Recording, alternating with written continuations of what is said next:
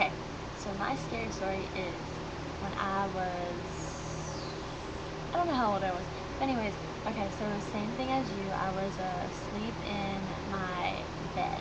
Okay, I was like, I don't know why I'm stuck on this page. Anyways, I was asleep in my bed and I hear like this rattling sound, like I don't even know what it was, but it was like, you know, and I don't know, and I was like, frozen stiff, and I was like, oh my gosh, something's in my room. First thing I thought, like you, I'm like, there's a ghost in my room. Cause I was like, probably middle school.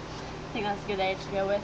And so I was in middle school, and I'm like lying in my bed. I do the whole put the covers over you, thinking that they're not going to see you type thing. So I do that, and it keeps going. Like it will scurry, and then it will stop, and then it will keep going, and it will stop for a while. And I'm like, oh my gosh.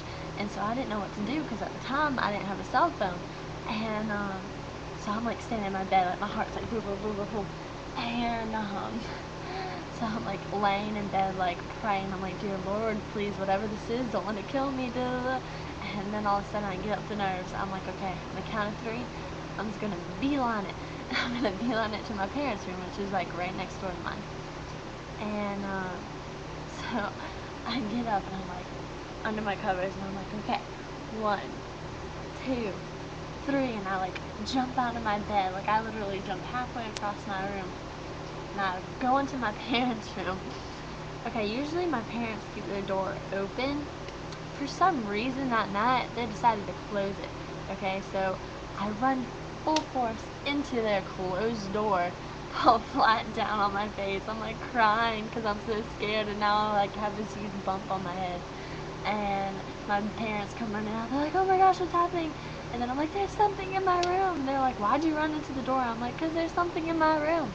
And so they go in there, and like, of course, like when they go in there, the noise stops, and I'm like thinking this ghost is out to get me.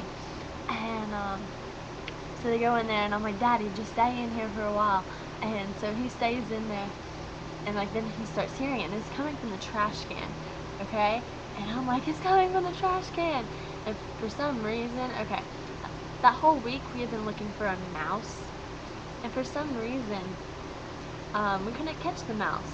Yeah, the reason was because the daggone mouse was in my trash can.